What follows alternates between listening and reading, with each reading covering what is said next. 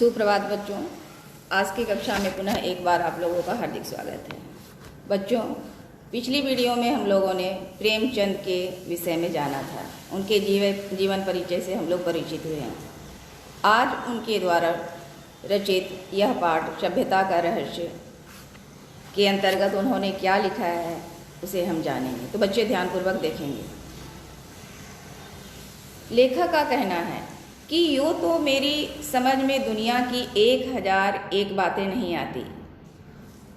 जैसे लोग प्रातःकाल उठते हैं, बालों को पर छुरा क्यों जलाते हैं, छुरा यानी कि उस्तुरा क्यों जलाते हैं, बाल क्यों मोड़ लेते हैं। क्या अब पुरुषों में भी इतनी नजाकत आ गई है?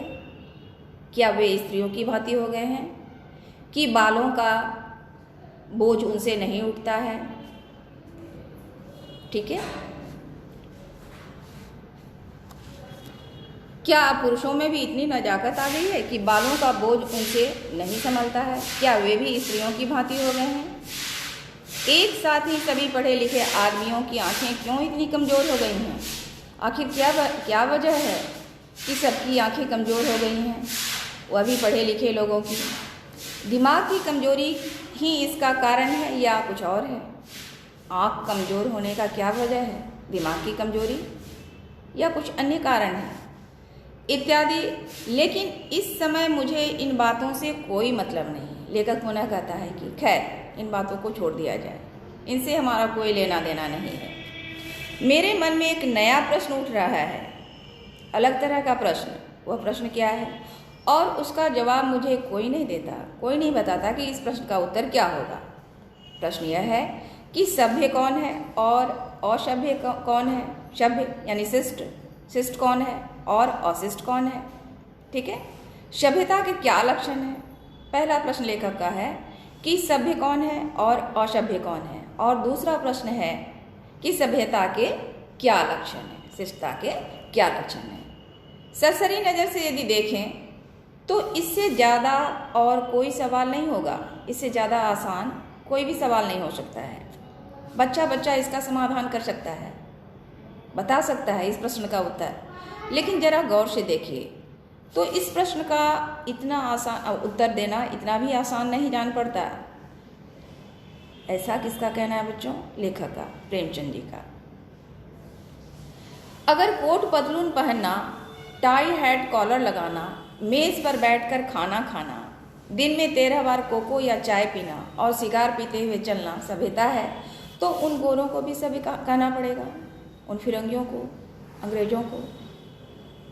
ठीक है, जो शर्ट पैंट पहनते हैं, टाई लगाते हैं और डाइनिंग टेबल पर बैठकर खाना खाते हैं और दिन में कई बार कॉफ़ी पीते हैं, चाय पीते हैं या सड़कों पर चलते हुए सिगरेट पीते हैं, तो क्या उन लोगों को सभ्य कहा जाएगा?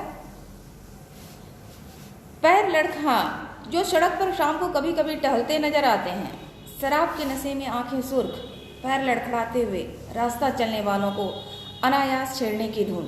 पुनः लेखक कहता है कि ऐसे लोग जो दिखावा करते हैं कि मैं आधुनिक हूँ, एडवांस हूँ, तो ऐसे लोग दिखावा करने के लिए शराब के नशे में भी रहते हैं, शराब पीते हैं और शराब पीने की वजह से उनकी आंखें लाल हो जाती हैं। और कभी कभी तो वे लोग सड़कों पर चलने वाले लोगों को परेशान भी करते हैं। क्या उन गोरों को सभ्य कहा जा सकता है? क्या इस तरह की प्रवृत्ति वाले, इस तरह के का सेवन करने वाले, शराब का सेवन करने वाले, सिगरेट पीने वाले, इस तरह के वेशभूषा वाले, इस तरह के खान पान करने वाले क्या सभ्य कहलाते हैं? क्या समाज उन्हें ही सभ्य कहता है? कभी नहीं। तो यह सिद्ध हुआ कि सभ्यता कोई और ही चीज़ है, उसका देह से संबंध नहीं है जितना मन से है। मेरे गिने चुने मित्रों में एक राय रतन किशोर भी हैं। लेखक कहता है कि मेरे बहुत सारे मित्र हैं, उनके बहुत सारे मित्र होंगे, लेकिन उन मित्रों में एक मित्र है राय रतन किशोर। वे बहुत ही सौहृदय, बहुत ही उदार, बहुत अधिक शिक्षित और एक बड़े ओहदेदार हैं।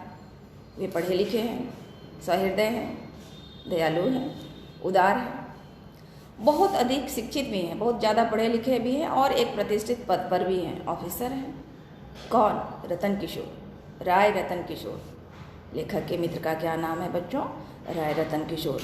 बहुत अच्छा वेतन पाते हैं, बहुत ऊंचे पोस्ट पर हैं, प्रतिष्ठित पद पर हैं, तो उन्हें सैलरी वेतन भी अच्छे मिलते हैं, पर उनकी आमदनी खर्च के लिए काफ़ी नहीं होती। उनको जितना वेतन मिलता है उससे अधिक उनका खर्च है, उनके घर का खर्च। 1/4 वेतन तो बंगले की भी भेंट हो जाती है, बंगले का किराया, क्योंकि बहुत सुंदर मकान में रहते होंगे। इसीलिए आप बहुधा चिंतित रहते हैं। आप यानी कि रतन किशोर, लेखक राय रतन किशोर के बारे में कहता है कि इतना वेतन पाने के बावजूद भी वे हमेशा चिंतित रहते हैं, ठीक है, चिंता में डूबे रहते हैं। रिश्वत तो नहीं लेते हैं, ठीक है, रिश्वत यानी घूस, ब्राइब नहीं लेते हैं, कम से कम मैं नहीं जानता। हालांकि कहने वाले कहते, मुझे अच्छी तरह से ज्ञात नहीं है कि वे लेते हैं या नहीं लेते, लेकिन लोगों का कहना है कि वे घूस नहीं लेते हैं, रिश्वत नहीं लेते हैं। लेकिन इतना जानता हूँ कि वे भत्ता बढ़ाने के लिए दौरे पर बहुत जाते हैं, दौरे पर, टूर पर जाते हैं ताकि एक्सपेंस बने, उसके अतिरिक्त पैसे मिले। यहाँ तक कि इसके लिए हर साल बजट की किसी दूसरी मद से रुपये निकालने पड़ते हैं। अब राय साहब इतना ज़्यादा दौरे पर जाते हैं कि उसके लिए उन्हें दूसरी मद से पैसे निकालने पड़ते हैं। उनके अफसर भी कहते हैं, उनसे बड़े ऊंचे पोस्ट पर जो ऑफिसर हैं, उनका कहना है कि इतने दौरे क्यों करते हो, इतना बाहर क्यों जाते हो? तो जवाब देते हैं कि इस जिले का काम ही ऐसा है कि जब तक खुद दौरे ना किए जाए काम ही नहीं होता। जब तक वहाँ खुद से नहीं जाए तो काम पूरा नहीं होता, इसीलिए मुझे दौरे पर जाना पड़ता है। लेकिन मज़े की बात तो यह है कि राय साहब उतने दौरे वास्तव में नहीं करते, सचमुच में वे उतने दौरे नहीं करते हैं जितने कि अपने रोजनामचे में लिखते हैं, ठीक है, जितना वे रिपोर्ट करते हैं, लिखते हैं कि मुझे इतने दौरे करने पड़ते हैं, मुझे इसके बदले में इतने भत्ते चाहिए। लेकिन वे करते नहीं, ये सारा काम क्या होता है, कागज़ पर होता है। उनके पड़ाव शहर से 50 मील पर होते हैं। खेमे वहाँ गड़े रहते हैं, कैंप के अमले वहाँ पड़े रहते हैं, और राय साहब घर पर मित्रों के साथ गपशप करते हैं। पर किसकी मजाल है कि राय साहब की नेक नियति पर संदेह करे कि वे दौरे पर नहीं गए हैं। उनके सभी पुरुष होने में किसी को शंका नहीं है। समाज में सभी को पता है कि वे बहुत ही सभ्य हैं, श्रेष्ठ हैं, ठीक है। किन के बारे में पता है बच्चों? राय किशोर के बारे में, राय रतन किशोर के बारे में। तो आज के इस वीडियो में बच्चों इतना ही।